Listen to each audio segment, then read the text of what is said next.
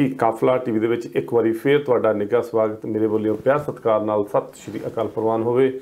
ਜਿੰਨੇ ਵੀ ਦਰਸ਼ਕ ਸਾਡੇ ਨਾਲ ਜੁੜੇ ਹੋਏ ਨੇ ਸਭ ਦਾ ਨਿੱਘਾ ਸਵਾਗਤ ਕਰਦੇ ਹਾਂ। ਜਿੰਨੇ ਵੀ ਸਾਡੇ ਦਰਸ਼ਕ ਸਟੂਡੀਓ ਦੇ ਵਿੱਚ ਕਾਲ ਕਰਨਾ ਚਾਹੁੰਦੇ ਨੇ ਜਾਂ ਕੋਈ ਸਵਾਲ ਕਰਨਾ ਚਾਹੁੰਦੇ ਹੈਗੇ ਤਾਂ 905 601 1300 ਦੇ ਉੱਤੇ अगर तुसी WhatsApp कॉल करना चाहते हो तो भी सेम नंबर ने 9056011300 उत्ते जी कॉल करके तुसी अपना कोई भी विचार हैगा तुहाडे प्लेटफार्म दे उत्ते जिहड़ा दे सकदे हैगे हो। अगर तुसी संगीत दे विच संगीत नूं प्यार करदे हो जी इदां दा किहड़ा इंसान ने जिहड़ा संगीत नूं नहीं प्यार करदा हैगा। जिहड़ियां संगीत दीयां धुनां ने तुहानूं बड़ा रिलैक्स करदियां ने बड़ा वधिया लगदा हैगा। कोई भी भावें अपने जिहड़ा भी मर्जी संगीत लावो तुसी पर उन्होंने जिहड़ा सुनन दा तरीका हैगा किद्दां दी तुसी भाषा लाइक करदे हैगे हो मतलब वो तुहाडे ते निर्भर करदा हैगा। तुहाडी जिहड़ी सोसाइटी हुंदी हैगी तुहाडा आला दुआला हुंदा हैगा उहदे उत्ते बड़ा निर्भर करदा हैगा। इस करके अज साडे नाल असीं हमेशा आपदे प्लेटफार्म दे उत्ते टीवी दे उत्ते जिन्ने भी गीत जां म्यूजिक प्रोग्राम चलदे ने मूवियां चलदियां हमेशा परिवारां दे विच बैठ के तुसी देख सकदे हो। गीत संगीत जो भी चलदा हैगा परिवारां दे विच बैठ के देख सकदे हो। बड़ा साफ सुथरे गायकी दे नाल जिहड़े जुड़े होए ने लोक गीत गाउंदे ने। अमन हंस जी किहड़ा नहीं जानता बड़े लंबे समय तो इस फील्ड विच ने लोक गीतां दी जदों गल करदे हैगे आ मतलब बड़े जिहड़े हुंदे ने तुसी परिवारां दे विच जिहड़े लोक गीत बने हुंदे ने आपां जिद्दां अज तो 100 साल जां 50 साल जिहड़े पिछे जदों ब्याह शादियां हुंदियां सी कोई खुशी वाले दिन दिहाड़े हुंदे सीगे लोकी ਉਹ गीत जिहड़े अज असीं तुहाडे नाल रूबरू करांगे ਉਹ गीतां दी जिहड़ी महक तुहाडे नाल असीं सांझ वंडांगे। ਸਾਡੇ ਨਾਲ ਸਟੂਡੀਓ ਦੇ ਵਿੱਚ ਪਹੁੰਚੇ ਨੇ ਅਮਨ ਹੰਸ ਜੀ ਤੁਹਾਡਾ ਜੀ ਆਇਆਂ ਨਿੱਘਾ ਸਵਾਗਤ। ਸਤਿ ਸ਼੍ਰੀ ਅਕਾਲ ਜੀ। ਮੈਂ ਆਪਣੇ ਕਾਫਲਾ ਟੀਵੀ ਦੇਖ ਰਹੇ ਸਾਰੇ ਦਰਸ਼ਕਾਂ ਨੂੰ ਮੇਰੇ ਵੱਲੋਂ ਪਿਆਰ ਭਰੀ ਸਤਿ ਸ਼੍ਰੀ ਅਕਾਲ ਜੀ। ਤੁਸੀਂ ਬਹੁਤ ਹੀ ਪਿਆਰ ਭਰਾ ਹੁੰਗਾਰਾ ਦਿੰਦੇ ਹੋ ਮੇਰੇ ਪ੍ਰੋਗਰਾਮ ਨੂੰ। ਜਿਵੇਂ ਮੈਂ ਗੁਰਬਾਣੀ ਸੰਗੀਤ ਪ੍ਰੋਗਰਾਮ ਵੀ ਕਰਦੀ ਹਾਂ ਅੰਮ੍ਰਿਤ ਸਾਗਰ ਪ੍ਰੋਗਰਾਮ ਜੋ ਸਾਡਾ ਕਾਫਿਲਾ ਟੀਵੀ ਚੈਨਲ ਤੇ ਹੀ ਪ੍ਰਸਾਰਿਤ ਹੁੰਦਾ ਆ ਤੇ ਬਹੁਤ ਸਾਰੇ ਮੇਰੇ ਦਰਸ਼ਕ ਜਿਹੜੇ ਮਤਲਬ ਕਿ ਮੈਨੂੰ ਕਹਿੰਦੇ ਸੀਗੇ ਕਿ ਤੁਸੀਂ ਬਹੁਤ ਸੋਹਣੇ ਤਰੀਕੇ ਨਾਲ ਸਾਨੂੰ ਹਰ ਇੱਕ ਨਾ ਉਦਾਹਰਨ ਦੇ ਕੇ ਐਗਜ਼ਾਮਪਲ ਦੇ ਕੇ ਸਾਨੂੰ ਹਰ ਚੀਜ਼ ਦਾ ਪਿੱਛੇ ਇੱਕ ਬਹੁਤ ਵਧੀਆ ਮੈਥਡ ਹੁੰਦਾ ਜਿਹੜਾ ਕਿ ਸਾਨੂੰ ਸਿੱਖਣ ਨੂੰ ਮਿਲਦਾ ਆ ਤੇ ਉਸੇ ਤਰੀਕੇ ਨਾਲ ਤੁਸੀਂ ਕੋਈ ਇਹ ਪ੍ਰੋਗਰਾਮ ਸ਼ੁਰੂ ਕਰੋ ਕਿ ਜਿਹਦੇ ਨਾਲ ਸਾਡਾ ਇੱਕ ਪੰਜਾਬੀ ਕਲਚਰ ਜਿਹੜਾ ਆ ਹਨਾ ਜਿਵੇਂ ਲੋਕ ਰੰਗ ਲੋਕ ਗੀਤ ਜਿਹੜੇ ਕਿਤੇ ਨਾ ਕਿਤੇ ਸਾਡੇ ਬਹੁਤ ਜ਼ਿਆਦਾ ਗਵਾਚ ਚੁੱਕੇ ਆ ਤੁਸੀਂ ਉਹ ਉਸ ਤਰੀਕੇ ਨਾਲ ਕੋਈ ਪ੍ਰੋਗਰਾਮ ਲੈ ਕੇ ਆਓ। ਤੇ ਮੈਂ ਜਦੋਂ ਇਹ ਕੁਲਦੀਪ ਗਿੱਲ ਸਾਹਿਬ ਜੀ ਨਾਲ ਗੱਲ ਕੀਤੀ ਤਾਂ ਮੈਨੂੰ ਇਹ ਸੀਗਾ ਕਿ ਵੀ ਅਸੀਂ ਜ਼ਰੂਰ ਇੱਕ ਪ੍ਰੋਗਰਾਮ ਲੈ ਕੇ ਆਈਏ ਕਿ ਜਿਹਦੇ ਨਾਲ ਅਸੀਂ ਕੁਛ ਵਧੀਆ ਤਰੀਕੇ ਨਾਲ ਆਪਾਂ ਜਿਹੜਾ ਪੰਜਾਬੀ ਸੱਭਿਆਚਾਰ ਆ ਸਾਡਾ ਪੰਜਾਬੀ ਲੋਕ रंग लोक गीत है उन्होंने असीं अगे लैके चलीए। तो इस करके असीं अज एक होर जिहड़ा प्रोग्राम आ काफिला टीवी ते असीं शुरू करन जा रहे हैं जी। तो मैनूं पूरा भरोसा है अपने दर्शकों ते कि तुसीं जिवें अंमृत सागर प्रोग्राम नूं तुसीं बहुत ही प्यार दिंदे हो उवें तुसीं साडे इस प्रोग्राम नूं भी बहुत सारा प्यार जिहड़ा आ ओह बख्शोगे। हाँ जी जिस हिसाब नाल जी अमन जी तुसीं गल कीती हैगी आ जिहड़ा अपने अमृत सागर प्रोग्राम हैगा परसनली मैं बड़ा वधिया लग्या हैगा लाइक कीता हैगा। दर्शकों के भी मैनू टैक्स मैसेज आए फोन कॉल आईयां वो कहते हैं भी कंटीन्यू जिहड़ा प्रोग्राम है चलना चाहिए। बड़े प्यार नाल सुनते हैं असीं धन्नवाद करते हैं जिन्ने भी साडे दर्शक किते भी क्रॉस कनेडा जां US जां होर वख-वख मुल्कां दे विच सानू जिहड़े साडे चाहण वाले सानू प्यार दिंदे ने तां एक जिस हिसाब नाल गड्डी दे विच फ्यूल पैंदा तां गड्डी चलदी है इस हिसाब नाल जिद्दां तुहाडे सानू कॉलां आउंदियां ने जां टैक्स मैसेज आउंदे ने तां सानू एक हौसला हुंदा तां एक बूस्ट मिलदा हैगा तां साडा भी जिहड़ा हौसला वधदा हैगा तुहाडे वास्ते होर जिहड़े प्रोग्राम अलीके जाण वधिया मेहनत कीती जावे मेहनत करके तुहाडे नाल जिहड़ा प्रोग्राम जिहड़े पेश कीते जाण। जी अगर तुसीं भी संगीत दे विच इंटरस्टड रखदे हो संगीत दे विच चाहुंदे हैगे हो संगीत दीयां धुनां सुणनियां अगर तुसीं भी कुछ बोल ने जिहड़े लोक गीत ये नीगा जिहड़े अपने आम गीत ने जिहड़े लोक गीत हैगे ने जिहड़े पिछे अपने बजुर्ग सुणदे हुंदे सीगे अपने आम जदों गीत चलदा हैगा तुहाडे कंनां दे विच अमन जी वो आवाज़ आटोमैटिकली जिहड़ी आउण लग जांदी है पता लग याद आ जांदा आपां नूं अच्छा जी फलाना गीत हैगा। इस करके जरूर तुसीं गीतां दे सुनना चाहुंदे हो ते पहलां जिहड़ा जी तुसीं एक गीत है जिहड़ा अज साडे दर्शकां नाल सांझ पावो जिहड़ा लोक गीत हैगा जी। हाँ जी जिवें हुणे कुलदीप गिल भाजी ने दस्सिया कि जिवें आपां वो गीत जिहड़ा तुसीं मतलब कि तुसीं प्रोग्राम दे विच आ के पार्टिसिपेट भी करना ਚਾਹੁੰਦੇ ਹੋ ਤੁਸੀਂ ਜ਼ਰੂਰ ਸਾਨੂੰ ਸਟੂਡੀਓ ਕਾਲ ਕਰ ਸਕਦੇ ਹੋ, ਜਾਂ ਤੁਸੀਂ ਕੁਲਦੀਪ ਭਾਜੀ ਦੇ ਨੰਬਰ ਤੇ ਕਾਲ ਕਰ ਸਕਦੇ ਹੋ ਤੇ ਤੁਸੀਂ ਪ੍ਰੋਗਰਾਮ ਦਾ ਹਿੱਸਾ ਬਣ ਸਕਦੇ ਹੋ। ਸਾਡੇ ਨਾਲ ਲੋਕ ਗੀਤ, ਲੋਕ ਟੱਪੇ, ਜੋ ਵੀ ਤੁਸੀਂ ਪੰਜਾਬੀ ਕਲਚਰ ਨਾਲ ਰਿਲੇਟਿਡ ਲੋਕਾਂ ਦੇ ਸਾਹਮਣੇ, ਦਰਸ਼ਕਾਂ ਦੇ ਸਾਹਮਣੇ ਲੈ ਕੇ ਆਉਣਾ ਚਾਹੁੰਦੇ ਹੋ ਤੇ ਤੁਸੀਂ ਜ਼ਰੂਰ ਹਿੱਸਾ ਬਣੋ। ਦੂਸਰਾ, ਜਿਵੇਂ ਕੁਲਦੀਪ ਭਾਜੀ ਨੇ ਹੁਣੇ ਕਿਹਾ ਕਿ ਸਾਨੂੰ ਉਹ ਗੀਤ ਜਿਹੜੇ ਕਿ ਲੋਕਾਂ ਦੀ ਆਵਾਜ਼ ਸੁਣਨ ਦੇ ਨਾਲ ਹੀ ਸਾਨੂੰ ਬਹੁਤ ਪ੍ਰਭਾਵਿਤ ਹੁੰਦੇ ਸੀ। ਆਵਾਜ਼ ਤੇ ਕੀ ਉਹ ਜਿਹੜੇ ਲੋਕ ਗੀਤ ਸੀਗੇ ਉਹਨਾਂ ਦੇ ਵਿੱਚ ਇੱਕ ਫੀਲਿੰਗ ਸੀਗੀਆਂ ਜੀ। ਜਿਵੇਂ ਤੁਸੀਂ ਹੁਣੇ ਕਿਹਾ ਕਿ ਗੀਤ, ਮੈਂ ਤੁਹਾਨੂੰ ਇੱਕ ਲੋਕ ਗੀਤ ਸੁਣਾਉਣੀ ਆ, ਮਾਵਾਂ ਧੀਆਂ। ਮਾਂ ਤੇ ਧੀ ਦਾ ਰਿਸ਼ਤਾ ਨਾਤਾ, ਜਿਵੇਂ ਉਸ ਤੇ ਇੱਕ ਪੰਜਾਬੀ ਪੁਰਾਣਾ ਬਹੁਤ ਲੋਕ ਗੀਤ ਤੁਸੀਂ ਵੀ ਸੁਣਿਆ ਹੋਏਗਾ, ਦਰਸ਼ਕਾਂ ਨੇ ਵੀ ਸੁਣਿਆ ਹੋਏਗਾ। ਮੈਂ ਤੁਹਾਨੂੰ ਉਹਦੀਆਂ ਚੰਦ ਲਾਈਨਾਂ ਸੁਣਾ ਕੇ ਗਾਇਨ ਕਰਕੇ ਹੁਣੇ ਸੁਣਾਵਾਂਗੀ। ਜਿਵੇਂ ਸੀ, ਮਾਵਾਂ ਤੇ ਧੀਆਂ ਰਲ ਬੈਠੀਆਂ ਨੀ ਮਾਏ ਕੋਈ ਕਰਦੀਆਂ ਗੱਲੋੜੀਆਂ, ਨੀ ਕਣਕਾਂ ਨਿਸਰੀਆਂ ਧੀਆਂ ਕਿਉਂ ਵਿਸਰੀਆਂ ਮਾਏ, ਮਾਵਾਂ ਤੇ ਧੀਆਂ ਦੀ ਦੋਸਤੀ ਨੀ ਮਾਏ ਕਈ ਟੁੱਟਦੀ ਕਹਿਰਾਂ ਦੇ ਨਾਲ, ਨੀ ਕਣਕਾਂ ਨਿਸਰੀਆਂ ਧੀਆਂ ਕਿਉਂ ਵਿਸਰੀਆਂ ਮਾਏ। ਮਾਂ ਤੇ ਧੀ ਦੀ ਇੱਕ ਦੋਸਤੀ ਐਵੇਂ ਦੀ ਆ ਕਿ ਜਦੋਂ ਇਹ ਮਾਂ ਤੇ ਧੀ ਦਾ ਰਿਸ਼ਤਾ ਜਨਮ ਤੋਂ ਹੀ ਉਹਨਾਂ ਦੀ ਇੱਕ ਆਪਣੀ ਸਾਂਝ ਪੈਦਾ ਹੋਣੀ ਸ਼ੁਰੂ ਹੋ ਜਾਂਦੀ ਆ, ਹੈ ਨਾ, ਕਿ ਉਹ ਆਪਣੇ ਮਾਂ ਧੀ ਦੇ ਬਿਨਾਂ ਨਹੀਂ ਰਹਿ ਸਕਦੀ, ਧੀ ਮਾਂ ਦੇ ਬਿਨਾਂ ਨਹੀਂ ਰਹਿ ਸਕਦੀ, ਹਰ ਨਿੱਕੀ ਤੋਂ ਨਿੱਕੀ ਗੱਲ ਸ਼ੇਅਰ ਕਰਨਾ। ਸੋ ਇਸ ਤਰੀਕੇ ਦੇ ਗੀਤ ਜਿਹੜੇ ਮਤਲਬ ਪੰਜਾਬੀ ਸੱਭਿਆਚਾਰ ਨਾਲ, ਸਾਡੇ ਪੁਰਾਣੇ ਗੀਤ ਅਗਰ ਤੁਸੀਂ ਵੀ ਲੈ ਕੇ ਆਉਣਾ ਚਾਹੁੰਦੇ ਹੋ, ਆਪਣਾ ਪੇਸ਼ ਕਰਨਾ ਚਾਹੁੰਦੇ, ਤੇ ਜ਼ਰੂਰ ਤੁਸੀਂ ਪ੍ਰੋਗਰਾਮ ਦਾ ਹਿੱਸਾ ਬਣੋ। ਤੁਸੀਂ ਸਟੂਡੀਓ ਨੰਬਰ ਤੇ ਕਾਲ ਕਰ ਸਕਦੇ ਹੋ ਜੀ, ਤੁਸੀਂ ਕੁਲਦੀਪ ਗਿੱਲ ਭਾਜੀ ਦੇ ਨੰਬਰ ਤੇ ਵੀ ਕਾਲ ਕਰ ਸਕਦੇ ਹੋ ਐਂਡ ਪ੍ਰੋਗਰਾਮ ਦਾ ਹਿੱਸਾ ਬਣ ਸਕਦੇ ਹੋ ਜੀ। ਜੀ ਜ਼ਰੂਰ ਜੀ। ਜਿਸ ਹਿਸਾਬ ਨਾਲ ਤੁਸੀਂ ਅਮਨ ਜੀ ਮਾਵਾਂ ਤੇ ਧੀਆਂ ਵਾਲੀ ਗੱਲ ਕੀਤੀ ਹੈ, ਜਿਹੜਾ ਮਾਂ ਤੇ ਧੀ ਦਾ ਜਿਹੜਾ ਪਿਆਰ ਹੁੰਦਾ ਹੈਗਾ, ਕਹਿੰਦੇ ਨਹੀਂ ਪੇਕੇ ਹੁੰਦੇ ਮਾਵਾਂ ਨਾਲ, ਇਹ ਚੀਜ਼ਾਂ ਵਾਕਿਆ ਹੀ ਸੱਚ ਨੇ। ਇਹ ਜਦੋਂ ਪੇਕੇ ਚਲੋ ਭੈਣ ਭਰਾ, ਇਹ ਨਹੀਂਗਾ ਵੀ ਭਰਾ ਨਹੀਂ ਕਰਦੇ, ਪਰ ਜਿਹੜਾ ਮਾਂ ਤੇ ਧੀ ਦੀ ਗੱਲ ਹੁੰਦੀ ਹੈਗੀ ਆ, ਇੱਕ ਮਾਂ ਨੂੰ ਵੀ ਬੜਾ ਚਾਅ ਚੜ੍ਹਦਾ ਜਦੋਂ ਆਪਣੇ ਉਹਦੀ ਕੁੜੀ ਪੇਕੇ ਨੂੰ ਆਉਂਦੀ ਹੈਗੀ ਆ, ਕਿਉਂਕਿ ਜਿਹੜਾ ਮਾਂ ਤੇ ਧੀ ਦਾ ਇੱਕ ਦੂਜੇ ਨਾਲ ਜਿਹੜੀਆਂ ਗੱਲਾਂ ਬਾਤਾਂ ਹੁੰਦੀਆਂ ਨੇ, ਕਰਦੀਆਂ ਨੇ, ਭਾਵੇਂ ਜਿੰਨਾ ਟਾਈਮ ਮਰਜ਼ੀ ਗੱਲਾਂ ਬਾਤਾਂ ਕਰੀ ਜਾਣ, ਗੱਲਾਂ ਨਹੀਂ ਮੁੱਕਦੀਆਂ। ਇਸ ਕਰਕੇ ਜਿਹੜੇ ਮਾਂ ਤੇ ਧੀ ਦਾ ਪਿਆਰ ਹੈਗਾ, ਹਮੇਸ਼ਾ ਪਰਮਾਤਮਾ ਇਸ ਹਿਸਾਬ ਨਾਲ ਬਰਕਰਾਰ ਰੱਖੇ। ਪਰ ਗੱਲ ਕਰਾਂਗੇ ਆਪਾਂ ਪਿਛਲੇ ਵੀਕੀ, ਜਿੱਦਾਂ ਮਦਰ ਡੇ ਲੰਘ ਕੇ ਗਿਆ ਅਮਨ ਜੀ, ਸਾਡੇ ਦਰਸ਼ਕਾਂ ਨੇ ਜਾਂ ਹੋਰ ਵੀ ਸਭ ਨੂੰ ਪਤਾ ਹੈਗਾ ਜੀ, ਕਿਉਂਕਿ ਮਦਰ ਡੇ ਜਦੋਂ ਹੁੰਦਾ ਹੈਗਾ ਲੋਕੀ ਕੇਕ ਕੱਟਦੇ ਨੇ, ਗਿਫਟ ਦਿੰਦੇ ਨੇ, ਫਲਾਵਰ ਵੀ ਦਿੱਤੇ ਹੈਗੇ ਨੇ ਲੋਕਾਂ ਨੇ। ਪਰ ਉਸ ਤੋਂ ਬਾਅਦ ਦੇ ਵਿੱਚ ਮਦਰ ਡੇ ਕਿੱਥੇ ਚਲਿਆ ਗਿਆ ਹੈਗਾ, ਕਿਉਂਕਿ ਮਦਰ ਡੇ ਜਿਹੜਾ ਹੁੰਦਾ ਹੈਗਾ ਮਤਲਬ ਐਵਰੀ ਡੇ ਹੀ ਮਦਰ ਡੇ ਹੁੰਦਾ ਹੈਗਾ। ਮੇਨ ਨਹੀਂ ਵੀ ਇੱਕ ਦਿਨ ਮਾਂ ਪਿਓ ਦੀ ਸੇਵਾ ਕਰਕੇ ਮੁੜ ਕੇ ਦੂਜੇ ਦਿਨ ਉਹਨਾਂ ਨੂੰ ਰੋਟੀ ਵੀ ਨਾ ਪੁੱਛੋ, ਉਹਨਾਂ ਨੂੰ ਕੋਈ ਚੀਜ਼ ਵੀ ਨਾ ਪੁੱਛੋ ਜੀ ਅੱਜ ਮਦਰ ਡੇ ਆ, ਚਲੋ ਜੀ ਅੱਜ ਤੁਸੀਂ ਬੈਠੇ ਰਹੋ, ਤੇ ਦੂਜੇ ਦਿਨ ਹੁਣ ਜੀ ਚੁੱਲ੍ਹੇ ਚੜ੍ਹ ਜਾਓ ਤੇ ਸਵੇਰ ਤੋਂ ਲੈ ਕੇ ਸ਼ਾਮ ਤੱਕ ਰੋਟੀ ਪਕਾਈ ਜਾਓ, ਘਰ ਦੀ ਸਫਾਈ ਕਰੋ। ਕਿਉਂਕਿ ਜਿਹੜੇ ਮਾਂ ਪਿਓ ਨੇ ਹੀਰੇ ਨੇ, ਤੁਹਾਨੂੰ ਇਹਨਾਂ ਨੇ ਜਨਮ ਦਿੱਤਾ ਹੈਗਾ, ਤੁਹਾਡੇ ਇੱਕ ਬੋਰਡ ਦੀ ਛਾਂ, ਜਦੋਂ ਤੁਸੀਂ ਇੱਕ ਨਾ ਛਾਂ, ਗੂੜੀ ਛਾਂ ਮਾਣਦੇ ਹੈਗੇ ਹੋ ਤਾਂ ਬੜਾ ਨਿੱਘ ਆਉਂਦਾ ਹੈਗਾ।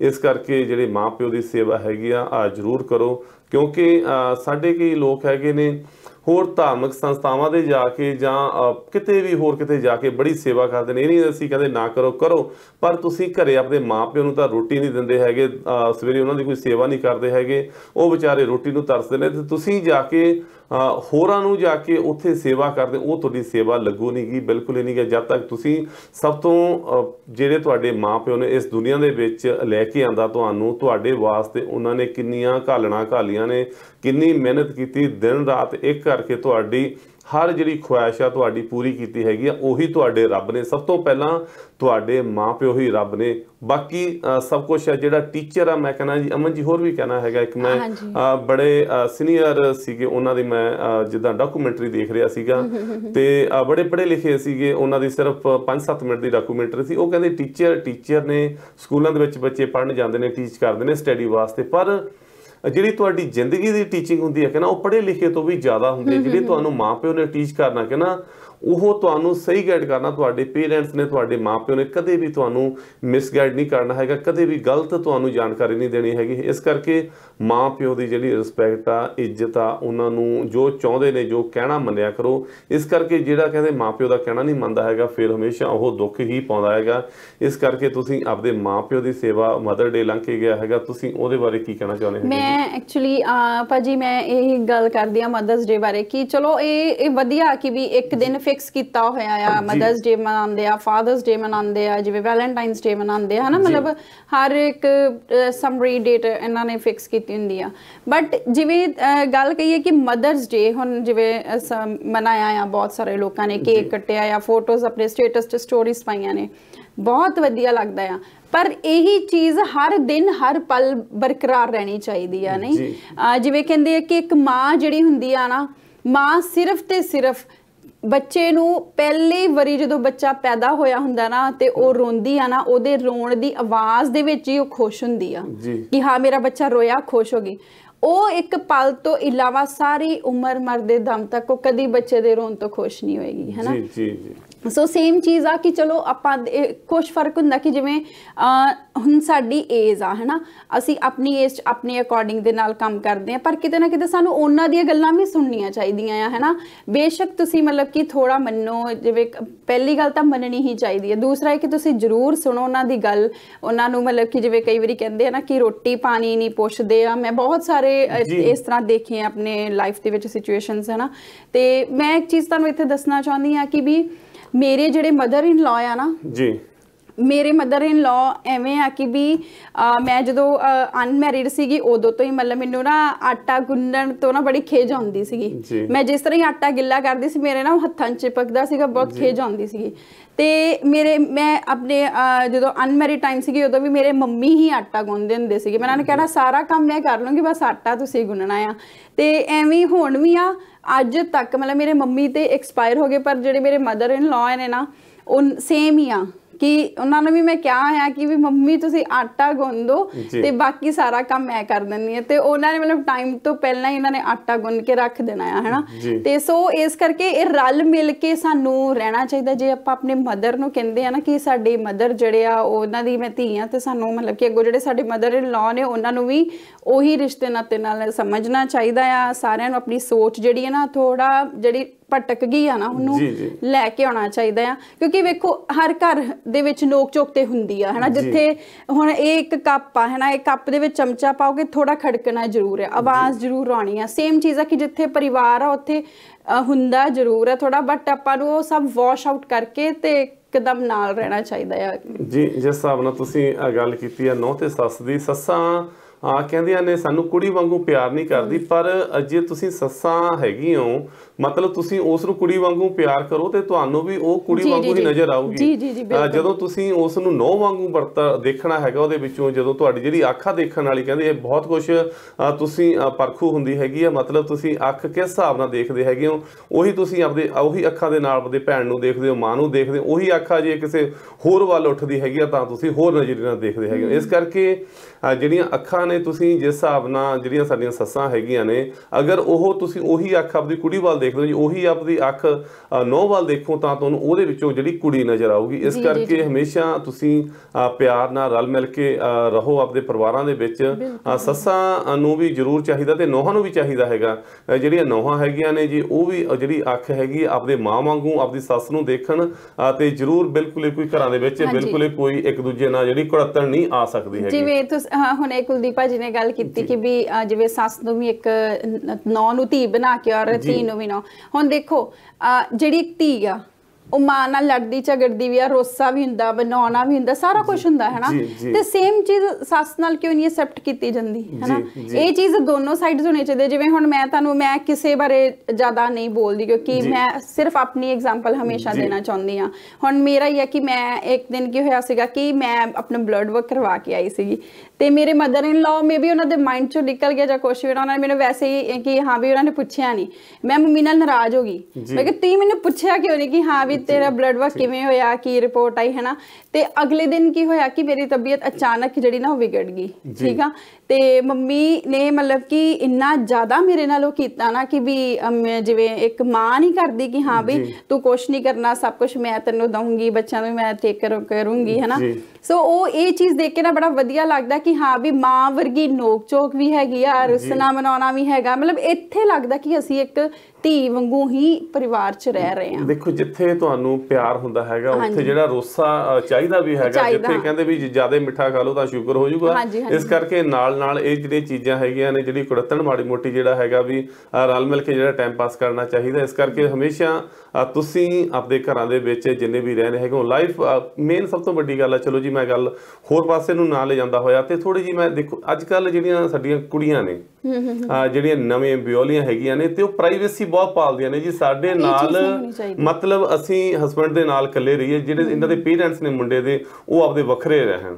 ਕੀ ਵਾਕਈ ਹੀ ਇਹ ਸਹੀ ਗੱਲ ਆ? ਕਿਉਂਕਿ ਕਾਫੀ ਜ਼ਿਆਦਾ ਜਿਹੜੇ ਪੇਰੈਂਟਸ ਨੂੰ ਘਰੋਂ ਕੱਢ ਦਿੱਤਾ ਜਾਂਦਾ ਹੈਗਾ ਜਾਂ ਉਹ ਆਪਦਾ ਵੱਖਰਾ ਘਰ ਲੈ ਕੇ ਰਹਿਣ ਲੱਗ ਜਾਂਦੇ ਨੇ। ਜੇ ਦੋ ਭਰਾ ਇਕੱਠੇ ਰਹਿੰਦੇ ਨੇ ਤੇ ਉਹਨਾਂ ਦੀ ਵਿੱਚ ਆਪਣੇ ਆਪਸ ਵਿੱਚ ਹੀ ਦੋਨੇ ਭਰਾਵਾਂ ਦਾ ਮਤਲਬ ਜਿਹੜੇ ਇੱਕੋ ਮਾਂ ਦੇ ਜਾਏ ਹੁੰਦੇ ਨੇ, ਇਕੱਠੇ ਘਰ ਦੇ ਵਿੱਚ ਖੇਡੇ ਹੁੰਦੇ ਨੇ, ਉਹਨਾਂ ਦੇ ਵਿੱਚ ਇੰਨਾ ਫਰਕ ਪੈ ਜਾਂਦਾ ਕਿ ਉਹਨਾਂ ਨੂੰ ਇੱਕ ਦੂਜੇ ਦੇ ਜਿਹੜੇ ਦੁਸ਼ਮਣ ਬਣ ਜਾਂਦੇ ਨੇ। ਕਿਉਂ ਇਦਾਂ ਦਾ ਹੁੰਦਾ? ਕਿਉਂ ਜਿਹੜੀਆਂ ਕਿਉਂਕਿ ਤੁਹਾਡੇ ਵੀ ਭਰਾ ਹੈਗੇ ਨੇ। ਅਗਰ ਜੇ ਤੁਸੀਂ ਕਿਸੇ ਦੀ ਨਹੁੰ ਬਣਦੇ ਹੈਗੇ ਹੋ, ਉਹ ਦੋ ਭਰਾਵਾਂ ਨੂੰ ਵਿਛੋੜਦੇ ਹੈਗੇ ਹੋ ਤਾਂ ਤੁਹਾਡੇ ਵੀ ਭਰਾ ਹੈਗੇ ਨੇ।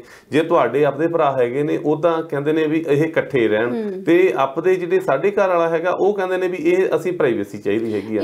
ਇਹੀ ਸੋਚ ਇਹੀ ਸੋਚ ਮੈਂ ਤੁਹਾਨੂੰ ਕਿਹਾ ਨਾ ਕਿ ਜਿਵੇਂ ਇਹ ਸੋਚ ਵਿੱਚ ਥੋੜਾ ਜਿਹਾ ਚੇਂਜ ਆ ਜਾਊਗਾ ਨਾ। ਜਿਵੇਂ ਇੱਕ ਮੈਂ ਤੁਹਾਨੂੰ ਹੁਣੇ ਐਗਜ਼ਾਮਪਲ ਦਿੱਤੀ ਹੈ ਕਿ ਵੀ ਜਿਵੇਂ ਇੱਕ ਮਾਂ ਧੀ ਦੇ ਵਿੱਚ ਰੋਸਾ ਮਨਾਉਣਾ ਸਭ ਚੀਜ਼ਾਂ ਹੁੰਦੀਆਂ, ਸੇਮ ਚੀਜ਼ ਇੱਕ ਨੌ ਸੱਸ 'ਚ ਵੀ ਹੁੰਦੀਆਂ। ਜਿਵੇਂ ਮੈਂ ਤੁਹਾਨੂੰ ਆਪਣੇ ਰਿਸ਼ਤੇ ਨਾਲ ਰਿਲੇਟਡ ਇੱਕ ਦਿੱਤੀ ਤੇ ਇਹ ਜ਼ਿੰਦਗੀ ਬਹੁਤ ਵਧੀਆ ਬਣ ਜੂਗੀ, ਰਿਸ਼ਤੇ ਨਾਤੇ ਕਦੀ ਖਰਾਬ ਨਹੀਂ ਹੋਣਗੇ। ਸੇਮ ਚੀਜ਼ ਕਿ ਜਿਵੇਂ ਹੁਣ ਆਪਾਂ ਇੱਥੇ ਬਹੁਤ ਕੇਸਿਸ ਦੇਖਦੇ ਹਾਂ ਕਿ ਮਾਂ ਪਿਓ ਨੂੰ ਘਰੋਂ ਕੱਢ ਦਿੱਤਾ ਜਾਂਦਾ ਆ, ਹੈ ਨਾ।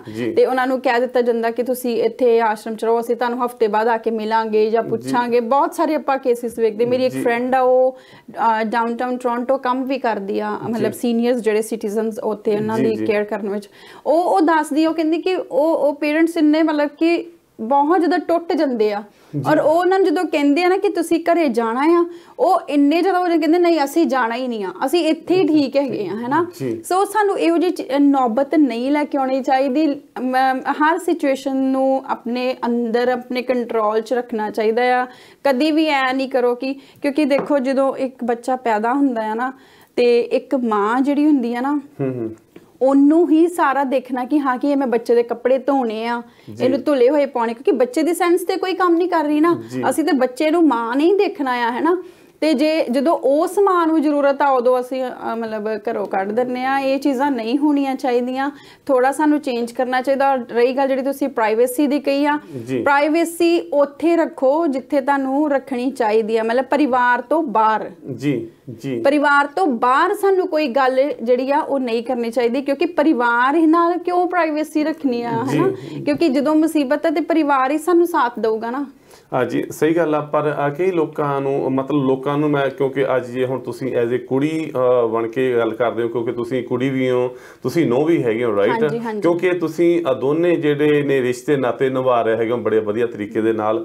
ਗੱਲ ਕਰਦੇ ਹਾਂ ਕਿਉਂਕਿ ਕਈ ਕੁੜੀਆਂ ਆਪਦੀ ਨੌ ਦੀਆਂ, ਸੱਸ ਦੀਆਂ ਜਾਂ ਆਪਦੇ ਘਰ ਵਾਲੇ ਦੀਆਂ ਗੱਲਾਂ ਬਾਹਰ ਜਾ ਕੇ ਬੜੇ ਕਰ ਜੀ, ਮੇਰੀ ਸੱਸ ਜੀ ਮੇਰੇ ਵਾਸਤੇ ਕੁਛ ਨਹੀਂ ਕਰਦੀ, ਕੱਪੜੇ ਨਹੀਂ ਧੋਂਦੀ, ਮੇਰੇ ਵਾਸਤੇ ਰੋਟੀ ਸਬਜ਼ੀ ਨਹੀਂ ਬਣਾਉਂਦੀ, ਮੇਰੇ ਘਰ ਵਾਲਾ ਮੇਰੇ ਵਾਸਤੇ ਸ਼ਾਪਿੰਗ ਨਹੀਂ ਕਰਦਾ ਹੈਗਾ, ਜਾਂ ਮੇਰੇ ਘਰ ਵਾਲਾ ਮੈਨੂੰ ਤੰਗ ਕਰਦਾ ਹੈਗਾ। ਮਤਲਬ ਇਹ ਚੀਜ਼ਾਂ ਨੇ, ਕਿਉਂਕਿ ਜਿਹੜਾ ਥਰਡ ਪਰਸਨ ਹੈਗਾ ਉਹਨੇ ਆ ਕੇ ਤੁਹਾਡੀ ਘਰ ਦੀ ਸੋਲਵ ਨਹੀਂ ਕਰਨੀ ਹੈਗੀ, ਉਹਨੇ ਹੋਰ ਵੱਡੀ ਵਿਗੜਨੀ ਹੈਗੀ ਆ। ਉਹ ਵੇਖੋ ਹੁਣ ਅੱਜ ਕੋਈ ਗੱਲ ਕਰੂਗਾ ਨਾ ਆ ਕੇ ਆਪਣੇ ਘਰ ਦੀ, ਉਹ ਜਿਹੜੀ ਗੱਲ ਹੋਈ ਉਹ ਰੂਪ 'ਚ ਨਹੀਂ ਰਹੂਗੀ, ਉਹ ਰੂਪ ਦਾ ਫੈਲਾਵ ਹੋ ਜਾਊਗਾ, ਉਹ ਕਿਸੇ ਹੋਰ ਰੂਪ 'ਚ ਜਾ ਕੇ ਵਾਪਸ ਤੁਹਾਡੇ ਘਰੇ ਇੱਕ ਲੜਾਈ ਦਾ ਮਸਲਾ ਬਣ ਕੇ ਵਾਪਸ ਆ ਜਾਂਦੀ ਹੈ। ਰਹੇਗੀ ਮੁੜ ਕੇ ਕਹਿੰਦੇ ਨੇ ਜੇ ਆਪਾਂ ਖੂਹ 'ਚ ਆਵਾਜ਼ ਮਾਰਾਂਗੇ ਵਾਪਸ ਆਊਗੀ।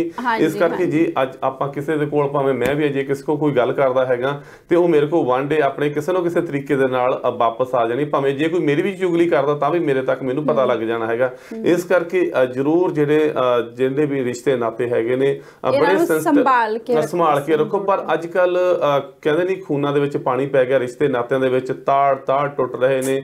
ਬਿਲਕੁਲ ਇਹ ਗੱਲ ਕਰੀਏ ਡਿਵੋਰਸ ਰੇਸ਼ੋ ਹੈਗੀ ਆ ਦਿਨੋਂ ਦਿਨ ਕਾਫੀ ਜ਼ਿਆਦਾ ਜ਼ਿਆਦਾ ਅੱਗੇ ਆਪਾਂ ਇੰਡੀਆ ਦੇ ਵਿੱਚ ਭਾਰਤ ਦੇ ਵਿੱਚ ਬਿਲਕੁਲ ਇਦਾਂ ਦੀ ਸੁਣਦੇ ਨਹੀਂ ਹੁੰਦੇ ਸੀ ਕੋਈ ਡਿਵੋਰਸ ਦਾ ਨਾਂ ਉੱਥੇ ਹੁੰਦਾ ਨਹੀਂ ਸੀਗਾ ਪਰ ਅੱਜ ਕੱਲ ਉੱਥੇ ਵੀ ਜਿਹੜੇ ਡਿਵੋਰਸ ਰੇਸ਼ੀਓ ਆ ਜਾਂ ਮਾਂ ਪਿਓ ਜਿਹੜੇ ਪੁੱਤ ਹੈਗੇ ਨੇ ਆਪਣੀ ਮਾਵਾਂ ਨੂੰ ਵੱਢ ਦਿੰਦੇ ਨੇ ਪੈਸਿਆਂ ਪਿੱਛੇ ਜਾਂ ਪਿਓ ਨੂੰ ਮਾਰ ਦਿੰਦੇ ਹੈਗੇ ਨੇ ਇਦਾਂ ਦੇ ਜਿਹੜੇ ਕੇਸ ਆ ਰਹੇ ਨੇ ਕਾਫੀ ਜ਼ਿਆਦਾ ਇਸ ਮੁਲਕਾਂ ਦੇ ਵਿੱਚ ਵੀ ਜਿਹੜੇ ਆ ਰਹੇ ਨੇ ਕੇਸ ਇਦਾਂ ਦੇ ਮਾਂ ਪਿਓ ਨੂੰ ਘਰੋਂ ਕੱਢ ਦਿੰਦੇ ਨੇ ਜਾਂ ਮਾਂ ਪਿਓ ਨੂੰ ਆਪਣੇ ਤੰਗ ਕਰਦੇ ਨੇ ਜਿਹੜੀ ਉਹਨਾਂ ਦੀ ਪੈਨਸ਼ਨ ਆਉਂਦੀ ਆ ਸਾਰੀ ਹੜੱਪ ਲੈਂਦੇ ਨੇ ਐਂਡ ਆਫ ਮੰਥ ਤੇ ਜਦੋਂ ਉਹਨਾਂ ਨੂੰ ਸਟਾਰਟਿੰਗ ਦੇ ਵਿੱਚ ਮਿਲਦੀ ਆ ਉਹ ਫਿਰ ਡਾਲਰ ਨੂੰ ਤਰਸਦੇ ਨੇ ਇਦਾਂ ਦੇ ਚਲੋ ਜੀ ਹੁਣ ਇੰਨੇ ਸਾਲ ਹੋ ਗਏ ਆਪਾਂ ਨੂੰ 16 ਸਾਲ ਹੋ ਗਏ ਨੇ ਮੀਡੀਆ ਦੇ ਵਿੱਚ ਆਪਾਂ ਨੂੰ ਰੇਡੀਓ ਟੀਵੀ ਕਰਦਿਆਂ ਨੂੰ ਇਸ ਕਰਕੇ ਸਾਨੂੰ ਲੋਕੀ ਕੀ ਬਜ਼ੁਰਗ ਨੇ ਉਹਨਾਂ ਦੀਆਂ ਜਿਹੜੀਆਂ ਰੋਂਦਿਆਂ ਦੀਆਂ ਹੰਝੂ ਨਹੀਂ ਸਾਫ਼ ਹੁੰਦੇ ਹੈਗੇ ਉਹ ਕਹਿੰਦੇ ਨੇ ਜਦੋਂ ਪੈਨਸ਼ਨ ਆਉਂਦੀ ਹੈਗੀ ਸਾਤੋਂ ਕਹਿੰਦੇ ਸਾਰੇ ਪੈਸੇ ਲੈ ਲੈਂਦੇ ਨੇ ਮੁੜ ਕੇ ਸਾਨੂੰ 10-20 ਡਾਲਰ ਦੇ ਦਿੰਦੇ ਨੇ ਮੁੜ ਕੇ ਅਸੀਂ ਸਾਰਾ ਜਿਹੜਾ ਮਹੀਨਾ ਹੈਗਾ ਫਿਰ ਦੇਖਦੇ ਰਹਿਣੇ ਹੈਗੇ ਇਸ ਕਰਕੇ ਇਹ ਚੀਜ਼ਾਂ ਜਿਹੜੀਆਂ ਹੈਗੀਆਂ ਨੇ ਤੁਹਾਨੂੰ ਮਾਂ ਪਿਓ ਨੇ ਤੁਹਾਡੇ ਵਾਸਤੇ ਕਿੰਨਾ ਸਟਰਗਲ ਕੀਤਾ ਮਿਹਨਤ ਕੀਤੀ ਦਿਨ ਰਾਤ ਇੱਕ ਕਰਕੇ ਤੁਹਾਨੂੰ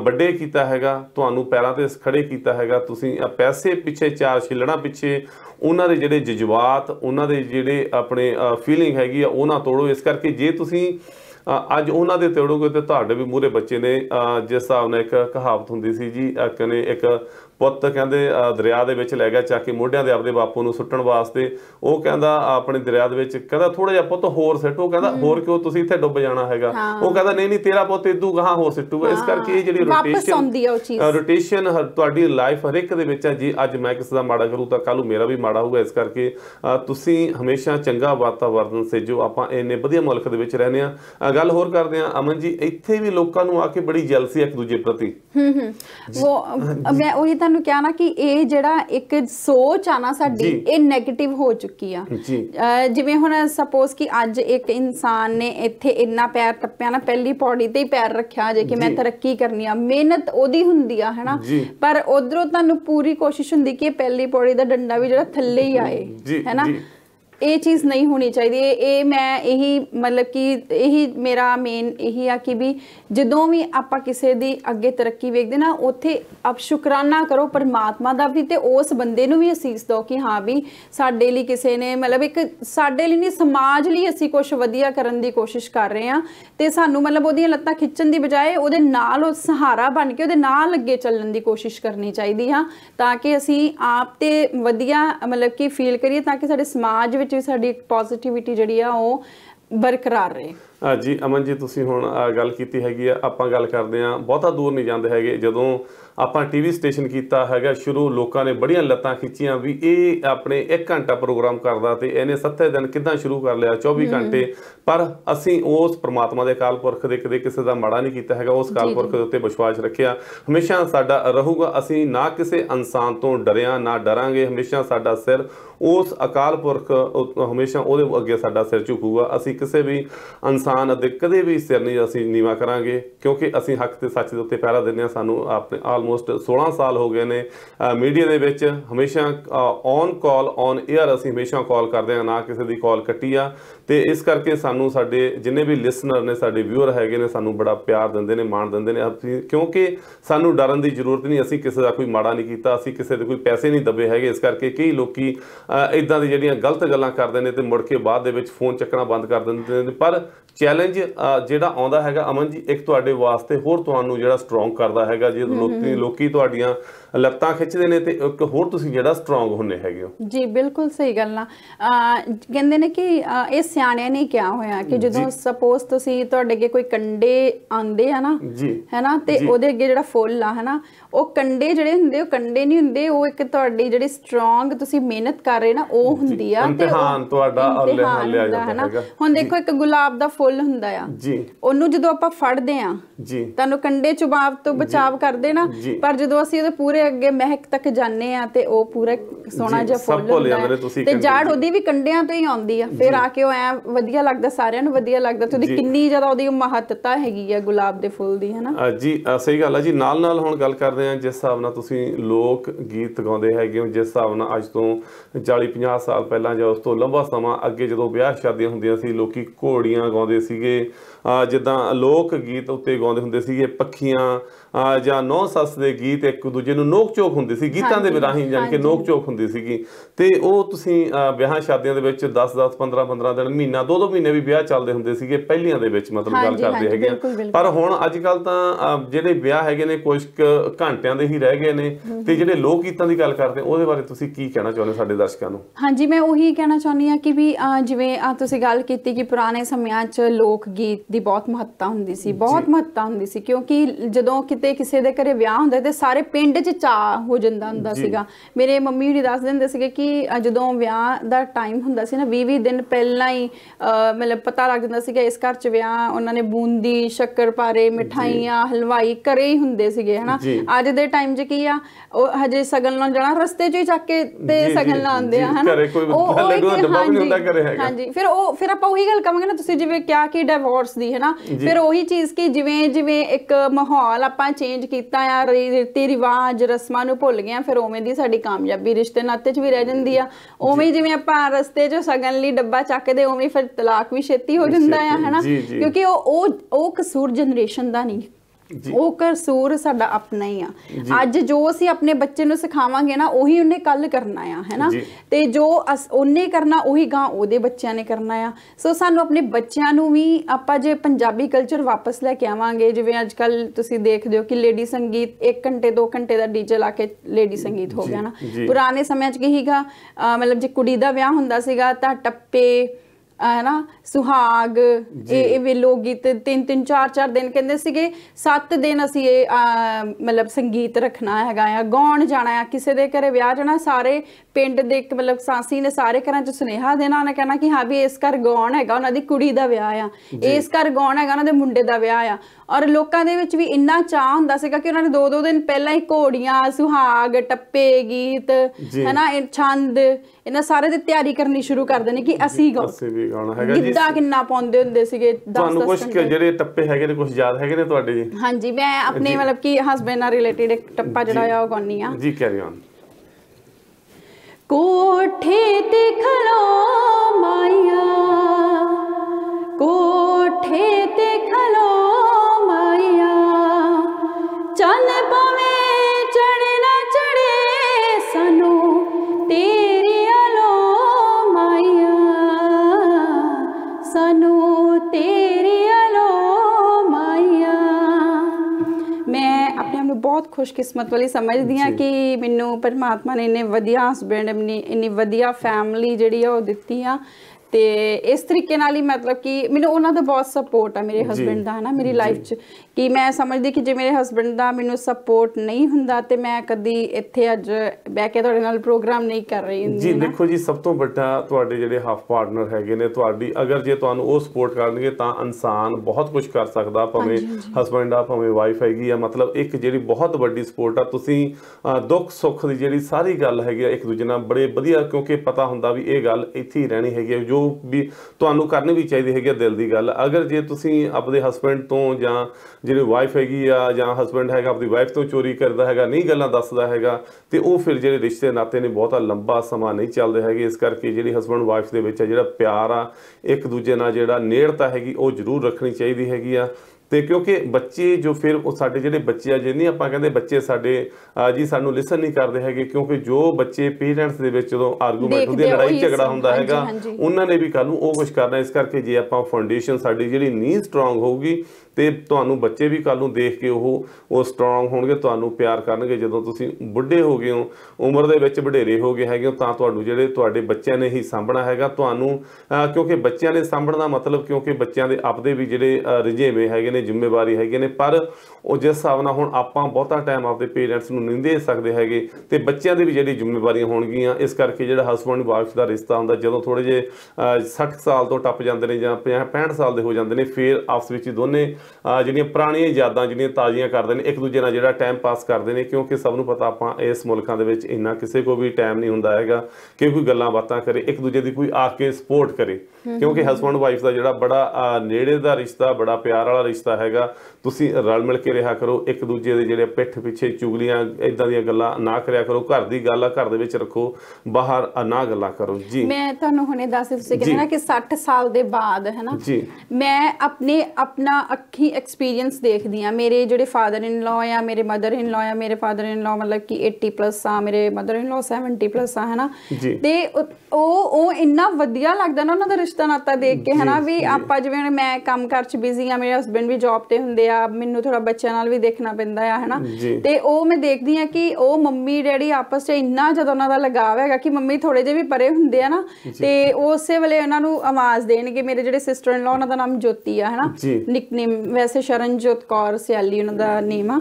ਤੇ ਉਹਨਾਂ ਦਾ ਮਤਲਬ ਕਿ ਨੇਮ ਲੈ ਕੇ ਉਹਨਾਂ ਨੂੰ ਬੁਲਾਉਣਗੇ, ਜੋਤੀ ਦੇ ਮੰਮੀ ਜਲਦੀ ਆ ਜਾਓ, ਹਨਾ। ਤੇ ਉਹ ਮਤਲਬ ਕਿ ਉਹ ਬੜਾ ਵਧੀਆ ਲੱਗਦਾ ਕਿ ਦੇਖੋ ਇਹੀ ਇੱਕ ਸੁਹਾਨਾਪਨ ਹੈਗਾ ਕਿ ਜਿਹੜਾ ਮਤਲਬ ਕਿ ਇੱਕ ਦੂਜੇ ਬਿਨਾਂ ਨਹੀਂ ਰਹਿਣਾ, ਖਾਣਾ ਪੀਣਾ, ਸੌਣਾ ਜਾਗਣਾ, ਜੇ ਕਿਸੇ ਨੂੰ ਤਕਲੀਫ ਹੋਣੀ ਉਹਦੇ ਬਾਰੇ ਸਟ੍ਰੈਸ 'ਚ ਆ ਜਾਣਾ, ਹਨਾ ਜੀ, ਦਵਾਈ ਦੇਣੀ ਹੈਗੀ, ਜੇ ਕੋਈ ਦੁੱਖ ਰੋਗ ਆ, ਬਿਮਾਰ ਹੈਗਾ, ਤੇ ਸਵੇਰੇ ਉੱਠ ਕੇ ਚਾਹ ਬਣਾਉਣੀ, ਅਗਰ ਜੇ ਚਲੋ ਮਾਤਾ ਜਾਂ ਤੁਹਾਡੇ ਫਾਦਰ ਸਾਹਿਬ ਨੇ ਉਹ ਉੱਠ ਕੇ ਉਹਨਾਂ ਨੇ ਉਹਦੇ ਵਾਸਤੇ ਚਾਹ ਬਣਾਤੀ ਆ। ਇਹ ਚੀਜ਼ਾਂ ਜਿਹੜੀਆਂ ਬੜੀਆਂ ਨਿੱਕੇ ਜਿਹੜੀਆਂ ਖੁਸ਼ੀਆਂ, ਹੋਰ ਨੇ ਵੀ ਕੋਈ ਚੀਜ਼ਾਂ ਤੁਸੀਂ ਵੱਡੇ ਮਹਿੰਗੇ ਗਿਫਟ ਲਿਆ ਕੇ ਦੇ ਦਿਓ, 1000 2 5-5000 ਡਾਲਰ ਦੇ ਗਿਫਟ ਨਹੀਂ ਕੋਈ ਮਾਇਨੇ ਰੱਖਦੇ ਚੀਜ਼ਾਂ ਹੁੰਦੀਆਂ ਨੇ ਜੀ। ਇਹ ਗਿਫਟ ਮਾਇਨੇ ਨਹੀਂ ਰੱਖਦੇ, ਇਹ ਜੋ ਸਾਡੇ ਅੰਦਰ ਦੀਆਂ ਫੀਲਿੰਗਸ ਆ ਨਾ ਉਹ ਮਾਇਨੇ ਰੱਖਦੀਆਂ ਆ। ਹੁਣ ਮੇਰੇ ਜਿਹੜੇ ਫਾਦਰ ਇਨ ਲਾ ਸੀਗੇ, ਉਹਨਾਂ ਨੂੰ ਨਾ ਥੋੜਾ ਫ੍ਰੈਕਚਰ ਹੋ ਗਿਆ ਸੀਗਾ ਬਾਂਹ ਤੇ। ਮੈਂ ਉਦੋਂ ਇੰਡੀਆ ਸੀ, ਮੈਂ ਜਦੋਂ ਇੰਡੀਆ ਤੋਂ ਵਾਪਸ ਆਈ, ਮੈਂ ਦੇਖਿਆ ਕਿ ਮਤਲਬ ਕਿ ਮੰਮੀ ਉਹਨਾਂ ਦਾ ਸਿਰ ਕਰਦੇ ਸੀ ਕਿਉਂਕਿ ਡੈਡੀ ਦੀ ਬਾਂਹ ਨਹੀਂ ਉੱਪਰ ਜਾਂਦੀ, ਸਾਰਾ ਉਹਨਾਂ ਦੇ ਟੇਕ ਕੇਅਰ ਕਰਦੇ ਸੀਗੇ। ਔਰ ਉਹ ਚੀਜ਼ ਦੇਖਣ ਲਈ ਬਹੁਤ ਵਧੀਆ ਲੱਗਦੀ ਆ। ਉਹ ਇੱਕ ਸਾਨੂੰ ਵੀ, ਆਪਾਂ ਵੀ ਉਸ ਏਜ 'ਚ ਜਾਣਾ, ਸਾਨੂੰ ਵੀ ਪ੍ਰੇਰਿਤ ਕਰਦੀ ਆ ਕਿ ਵੀ ਅਸੀਂ ਕਿਵੇਂ ਹਸਬੈਂਡ ਵਾਈਫ ਦਾ ਰਿਲੇਸ਼ਨ ਜਿਹੜਾ ਉਹ ਆਪਣੀ ਜਗ੍ਹਾ ਰੱਖਣਾ ਆ, ਬੱਚਿਆਂ ਨਾਲ ਬੱਚਿਆਂ ਦਾ ਰਿਲੇਸ਼ਨ ਰੱਖਣਾ ਆ, ਹਨਾ। ਸੋ ਇਸੇ ਚੀਜ਼ ਨਾਲ ਕਿ ਵੀ ਤੁਸੀਂ ਪਲੀਜ਼ ਆਪਣੇ ਜਿਵੇਂ ਪੇਰੈਂਟਸ ਨੂੰ, ਜਿਵੇਂ ਤੁਸੀਂ ਹੁਣੇ ਭਾਜੀ ਦੱਸ ਰਹੇ ਕਿ ਆਪਾਂ ਮਤਲਬ ਕਿ ਸੀਨੀਅਰ ਸਿਟੀਜ਼ਨਸ ਦੇ ਹੋਮ ਹਾਊਸ 'ਚ ਭੇਜ ਦਿੰਦੇ ਆ, ਐਵੇਂ ਬਿਲਕੁਲ ਨਹੀਂ ਕਰੋ।